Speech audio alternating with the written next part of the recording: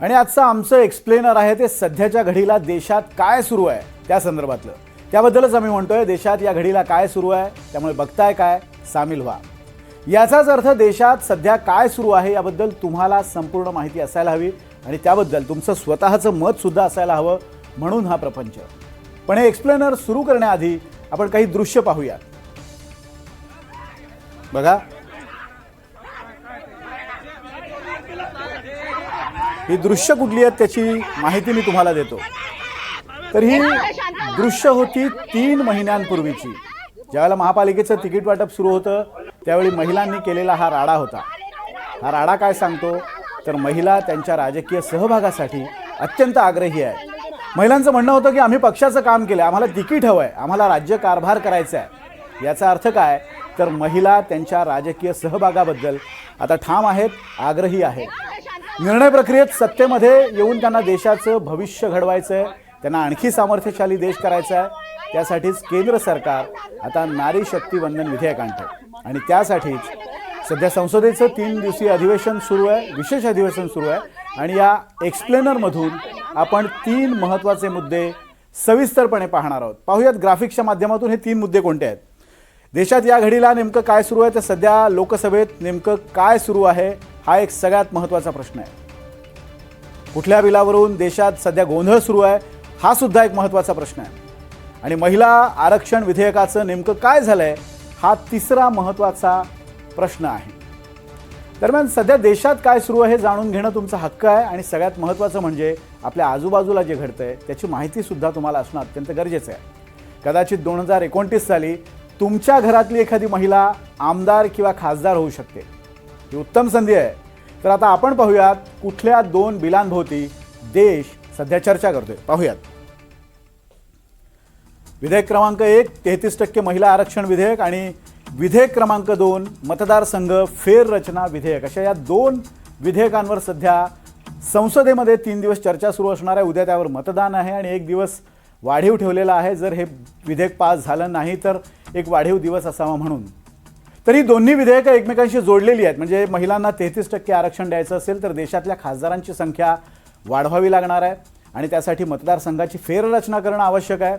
म्हणूनच आधी आपण पाहूयात की हे मतदारसंघ नेमके कसे बदलणार आहेत, त्या संदर्भातल्या प्रत्येक प्रश्नाचं उत्तर जाणून घेण्याचा प्रयत्न करूयात. या तर काय स्थिती आहे, देशातल्या खासदारांची सध्याची संख्या किती आहे तर 543 वरून ती 816 इतकी असणार आहे. प्रश्न क्रमांक 2 2029च्या निवडणुकीत महिला आरक्षण असेल का, तर त्याचं उत्तर आहे महिला आरक्षण हे 33% असणार आहे आणि त्यासाठीच हा विधेयक, त्याच्यावरची चर्चा.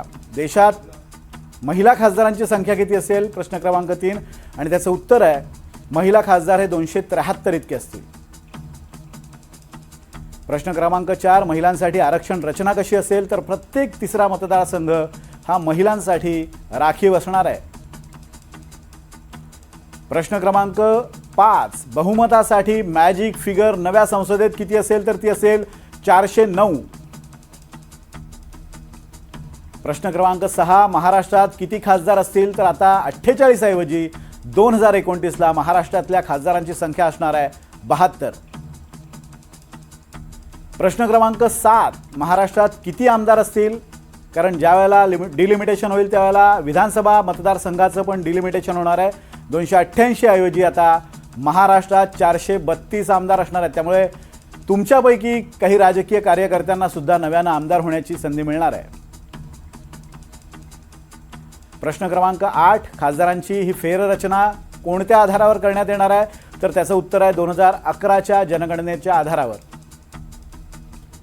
तुम्ही म्हणाल 2011ची जनगणना का, कारण 2011च्या जनगणनेनुसार फेररचना का, तर त्याचं उत्तर असं आहे जनगणना आत्ता जी सुरू आहे ती पूर्ण व्हायला जवळपास 2027 उजाडणार आहे आणि लगेचच 2029ला ते अंमलबजावणी करणं थोडंसं अवघड होऊन बसेल. त्यामुळे हा सगळा 2011च्या आधारे ही फेररचना होणार आहे. प्रश्न क्रमांक 9 आहे 2011च्या जनगणनेनुसार फेररचना का, तर डिलिमिटेशन कमिशन ऑफ इंडियाची फेररचना प्रक्रिया ही साधारण 2 ते 3 वर्ष चालू शकते. त्यामुळे हा विलंब लागू शकतो आणि म्हणून 2011च्या आधारे मतदारसंघाची पुनर्रचना केली जाणार आहे. प्रश्न क्रमांक 10 लोकसंख्येच्या निकषावर खासदारांची संख्या वाढणार का, तर त्याचं उत्तर नाही असं आहे. प्रश्न क्रमांक 11, खासदारांची संख्या वाढवण्याचा निकष नेमका काय, तर खासदारांची संख्या ही सरसकट 50% वाढवली जाणार आहे. म्हणजे आता जर 100 खासदार असतील तर ते 150 होणार आहे. प्रश्न क्रमांक 12, 50% मतदारांची संख्या वाढवल्यामुळे नेमकं काय होणार आहे, तर त्याचं उत्तर आहे फेररचनेत लोकसंख्येनुसार खासदार वाढवले जातील असा समज आहे. त्यामुळे हाच मुद्दा आहे की 50% मतदारांची संख्या वाढवल्यामुळे नेमकं काय होणार आहे, तर दक्षिणेकडच्या राज्यांचं थोडंसं नुकसान होण्याची भीती व्यक्त केली जात होती, पण ती भीती निराधार असल्याचं सांगितलं गेलेलं आहे. सगळ्या राज्यांना योग्य ते प्रतिनिधित्व मिळेल असं स्वतः पंतप्रधान म्हणाले. उत्तर प्रदेशात किती खासदार होतील, तर सध्या उत्तर प्रदेशच्या खासदारांची संख्या ही 80 इतकी आहे. ती आता जवळपास 120, म्हणजे 50%नी त्यात वाढ आहे. 40 खासदार वाढणार आहेत. प्रश्न क्रमांक 14 काय, तर अनुसूचित जातीचे म्हणजे SC खासदार किती असतील, तर ते आता 84 आहेत. ते आता वाढून 136 इतके होणार आहेत. प्रश्न क्रमांक 15, अनुसूचित जमातीचे ST खासदार किती असणार आहेत, तर आत्ता 47 खासदार या संसदेत आहेत. 2029च्या नव्या संसदेत ते 70 इतके असणार आहेत.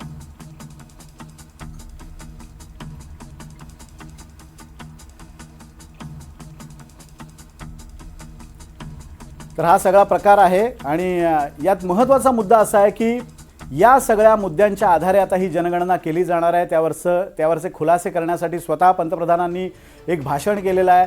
त्यानंतर गृहमंत्र्यांचं भाषण झालं. गृहमंत्र्यांनी सुद्धा या मुद्द्यावर अनेक मुद्दे मांडलेले आहेत आणि सगळ्या मुद्द्यांचा सर्वंकष विचार होऊन उद्या यावर मतदान केलं जाणार आहे. त्यावर नेमकी काय भूमिका घेतली जाते हे सगळं या सगळ्या प्रोसिजरमध्ये महत्त्वाचं असणार आहे. आणि खरं तर याला कुणाकुणाचा विरोध आहे, कुणाकुणाचं समर्थन आहे, हे सगळे मुद्देसुद्धा महत्त्वाचे ठरणार आहेत. साधारण अशा प्रकारे मतदारसंघ वाढले तर 33% महिला आरक्षण लागू करता येणार आहे. तुम्हाला आठवत असेल तर आधीच म्हणजे 2023 साली महिला आरक्षण विधेयक मंजूर झालं होतं. मग तुम्ही म्हणाल जर महिला आरक्षण विधेयक मंजूर झालं होतं तर मग आत्ता हे प्रयोजन का, तेही सांगतो.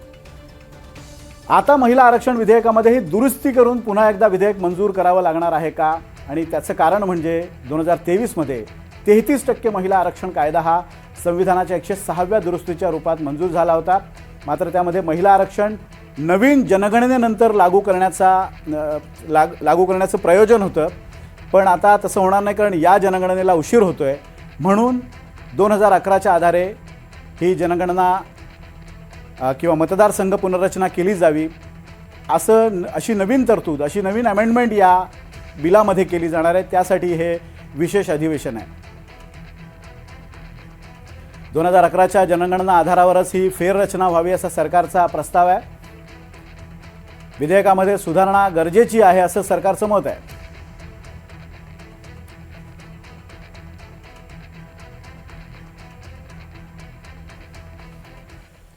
तर आणखी आता एक महत्त्वाचा प्रश्न आहे, तो पण पाहूयात. मुळात खासदारांची संख्या वाढवण्याची गरज का होती त्याचं उत्तर सुद्धा घेऊया ग्राफिक्सच्या माध्यमातून.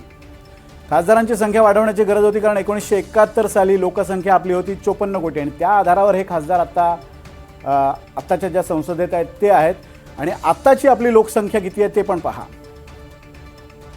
आत्ताची आपली लोकसंख्या आहे 1.42 अब्ज, म्हणजे 142 कोटी इतकी आपली लोकसंख्या आहे. म्हणजे 163% ही लोकसंख्या वाढलेली आहे. त्यामुळे या वाढीव लोकसंख्येला प्रतिनिधित्व मिळालं पाहिजे आणि त्यासाठी म्हणजे पुरेसं प्रतिनिधित्व मिळालं पाहिजे, त्यासाठी ही खासदारांची संख्या वाढवली जाते.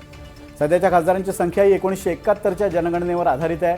1977 नंतर लोकसभेच्या जागा वाढलेल्या अजिबात नाही आहेत, मात्र लोकसंख्या लक्षणीय वाढली आहे आणि वाढत्या लोकसंख्येला योग्य प्रतिनिधित्व देण्यासाठी खासदारांची संख्या वाढवावी लागणार आहे. आणि आपल्या देशाची लोकसंख्या ही आता 160% वाढलेली असेल तर त्या प्रमाणात प्रतिनिधित्व वाढवावं लागेल आणि महिलांना योग्य ते प्रतिनिधित्व सुद्धा द्यावं लागेल असं केंद्र सरकारचं म्हणणं आहे. आणि त्यासाठी उद्या संसदेत मतदान होणार आहे. त्यानंतर या बिलाचं काय होणार ते ठरणार आहे. आणि याच संदर्भात पंतप्रधान मोदींनी लोकसभेत एक अतिशय महत्त्वाचं वक्तव्य केलं आहे. एक्सप्लेनर संपवण्याआधी ते वक्तव्य काय, मोदी काय म्हणालेत आपण पाहूयात. विकसित भारत बनाने में हमारी नारी शक्ति की भागीदारी को एक खुले मन से निर्णय करने का अवसर है, स्वीकार करने का अवसर है और मैंने जैसा पहले ही कहा कि आज पूरा देश और विशेष करके नारी शक्ति हमारे निर्णय तो देखेगी, लेकिन निर्णय से ज्यादा हमारी नीयत को देखेगी। और इसलिए हमारी नीयत की खोट देश की नारी शक्ति कभी माफ नहीं करेगी।